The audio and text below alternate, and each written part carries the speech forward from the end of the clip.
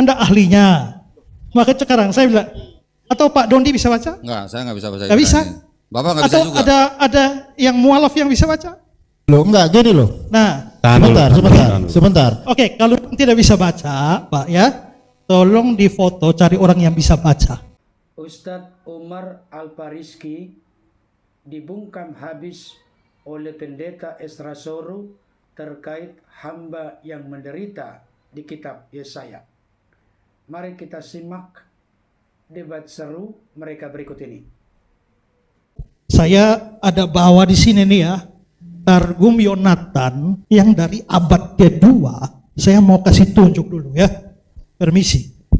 Ini ya, Targum Yonatan yang diterbitkan 92 tapi langsung dari Targum Yonatan abad kedua. Nah di sini Yesaya pasal 52 ayat 13. Saya tahu Pak Umar ini kan mantan Yudaisme ya, pasti bisa bahasa Ibrani. Coba bisa baca yang ayat 13-nya ini Pak, monggo.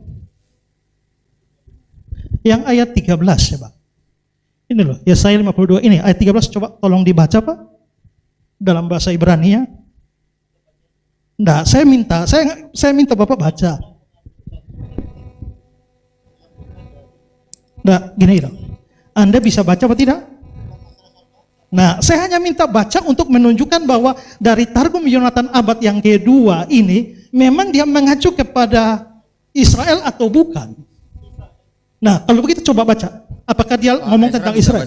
Ya? Saya nggak bisa baca, saya hanya minta coba baca. Coba baca. Ya, kan Anda ahlinya. Maka sekarang saya bilang, atau Pak Dondi bisa baca? Enggak, saya nggak bisa baca. Nggak bisa. Bapak nggak bisa Atau juga. ada yang mualaf yang bisa baca? Loh, enggak gini loh. Nah, Sebentar. oke, kalau tidak bisa baca, Pak ya, tolong difoto cari orang yang bisa baca. Ya, tapi oke, sekarang begini loh. Bukan masalah baca. Anda nggak boleh playing victim yang Nah, kayak gini loh, Pak. Tahan dulu, silakan Pak, tahan dulu. ini kata apa? Pak bisa baca ini kata apa? Bapak baca. Nah, saya tahu. Enggak, Bapak bisa baca enggak? Saya tahu kata ini kata. Coba Anda baca coba. Bapak baca. Coba. Loh, Anda kok ngetes saya? Saya tahu, Pak. Iya. Saya hanya minta Anda tolong coba Anda baca ini loh. Loh, Ini Anda kata baca. apa? Baik. Kan Untuk Anda yang daripada nyeburkan ini, data loh. silakan untuk Pak Esra Anda yang kembali nyeburkan data kok saya untuk suruh duduk. Jadi Anda nggak bisa baca, nggak mau baca, nggak bisa terserah baca Anda. kan? Ya. Makanya gini, Oke. Bapak. Ya. Anda jangan gini. Bang loh. Umar, Yang mohon saya maaf. minta Bang Umar, ketika tahan dulu. Anda menjelaskan konsep yang Anda mengambil dari Yehonatan, Anda nggak boleh mengambil referensi dari Kristen. Yahudi Mesanik Bang Kristen Umar. bukan? Ini bukan Kristen, Pak. Bang Umar, Loh, tahan dulu. sama Mohon halnya. maaf. Ini Targum Yahudi bukan Kristen. Tunjukkan di mana Yehonatan mengimani Yesus Bang Umar, Kristus. tahan dulu. Ini kan Anda mau menunjukkan bahwa semua sebelum rasi itu Israel. Saya bawa dokumen abad Loh, ini kedua. dokumen, Pak, ini juga dokumen ini. Di sini ada semua lengkap. Ya, Yang sekarang- Anda Bang Umar, tahan narasikan itu dari kekristenan. Kalau Bukan. Tahan dulu. Ini Tahan dulu. Targum Mohon Yahudi. maaf Pak, ditahan dulu sebentar. Stop. Ya. Supaya kita bisa lebih Gini detail lah. lagi. Nah, dia nggak berani baca, jelas di situ ada kata Mesias di situ. Oke, nggak Jadi apa-apa. Oke. Targum Yonatan Bentar. Tahan dulu, itu tahan dulu, langsung mengarahkan hamba Tuhan yang menderita. Stop. Di situ Mesias. Stop. Anda nggak berani baca. loh, urut Tahan dulu Bang, tahan dulu. yang jalan tuh. Jangan Ya, ngomong. ya, Bang. Jangan ngomong dulu. Oke. Udah belum, Pak? Sudah. Ya, jadi sayang sekali kalau Anda tidak mau baca. Ya, nanti tolong yang mualaf itu yang pintar bahasa coba baca. Ya. Nah, tapi ya jelas di sini ini bukan sumber Kristen, ini Targum abad kedua, Targum Yonatan, dan menerjemahkan di sana Yesaya 52 ayat 13. Langsung ada kata Masiha di sana, dan itu merujuk bahwa dia percaya hamba Tuhan yang menderita itu Mesias, bukan Israel seperti yang Bapak omong bahwa sebelum rasi semua Israel. mana ada di situ tertulis Mesias? Ya tadi saya suruh Pak baca, Pak tidak baca. Nah, di mana? Coba tunjukkan nama saya sekali lagi. Mesias. Letterlix loh. Ini kan? Coba. Ini. Ini kan? Ya. Bukan ini kan? Ya ini ayatnya. Iya. Apa huruf pertama? Ya sekarang Anda lihat mana? Huruf M apa huruf? Ini nih, ini Enggak. map. Anda lihat ini kata ini aja nih. Kata apa nih?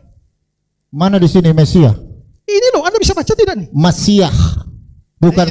Ini Iya, Masiah itu apa? Masiah itu apa? Masiah itu apa?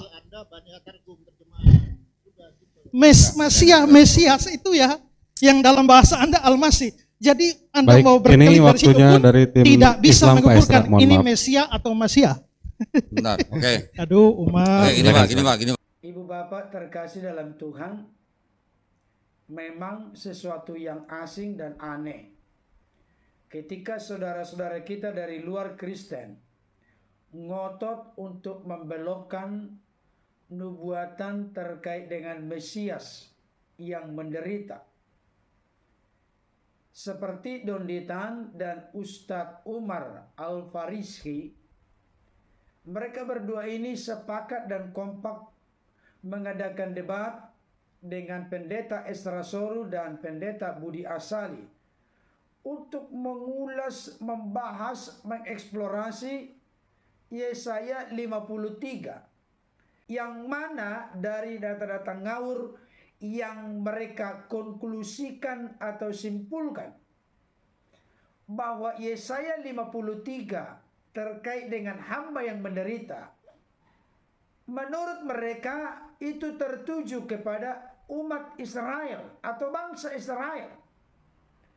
Padahal kalau kita meneliti secara cermat, di sana dikatakan seorang, bukan suatu umat. Jadi secara praktis saja kita bisa memberikan konklusi, kesimpulan bahwa hamba yang menderita itu tidak bisa lepas dari pengertian pemahaman Mesias. Sekalipun dalam konteks Israel, mereka tidak meyakini dan mempercayai secara bangsa bahwa Yesus adalah Mesias yang akan datang dalam konteks nubuatan di Yesaya 53. Tetapi yang jelas, ayat-ayat itu secara eksplisit menegaskan tidak pernah tertuju kepada bangsa Israel, tetapi kepada Mesias yang akan datang. Dalam konteks keimanan Kristen, Yesaya 53, bahkan pasal-pasal sebelum dan sesudah Yesaya 53 memberikan konfirmasi dan penegasan kepada kita secara benang merah merujuk kepada Mesias yang akan datang, yaitu Yesus Kristus. Karena penggenapan dari hamba yang menderita di Yesaya 53 pasti merujuk kepada Yesus. Saya hanya mengucapkan beberapa bagian saja untuk menjelaskan lebih luas mendalam terkait dengan apa yang telah ditanyakan oleh hambanya Pendeta Esra Soru kepada Ustadz Umar Al-Fariski, yang mana beliau gelagapan ketika menjawabnya. Karena memang realita kenyataannya di sana ada tertulis tentang Masiha atau Mesias.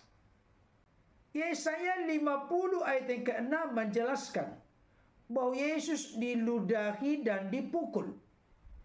Itu digenapi di dalam Matius 26 ayat 67. Yesaya 53 ayat 3. Yesus ditolak dan disakiti oleh rakyat Yahudi atau bangsa Israel dalam konteks zaman itu. Itu digenapi di Yohanes 1 ayat 11, di mana Yesus ditolak oleh bangsanya sendiri.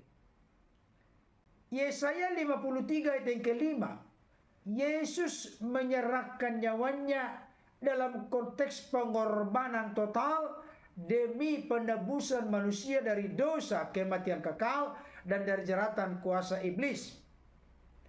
Itu digenapi di dalam Roma 5 ayat 6 sampai 8. Yesaya 53 juga masih bagian ayat 5. Tangan dan kaki Yesus ditikam. Itu digenapi di Yohanes 20 ayat 27. Yesaya 53 ayat 9. Penguburan Yesus dalam kuburan seorang kaya. Digenapi di Matius 27 ayat 57 sampai 60. Yesaya 53 ayat 12, Yesus disalibkan bersama dengan dua orang berdosa yang ada di sebelah kanan dan kirinya. Itu digenapi di dalam Markus 15 ayat 27 sampai 28. Jadi sangat eksplisit, jelas terang benderang bahwa hamba yang menderita yang dimaksud digenapi secara lengkap, utuh dan sempurna serta paripurna di dalam Yesus Kristus Mesias, Anak Allah yang hidup.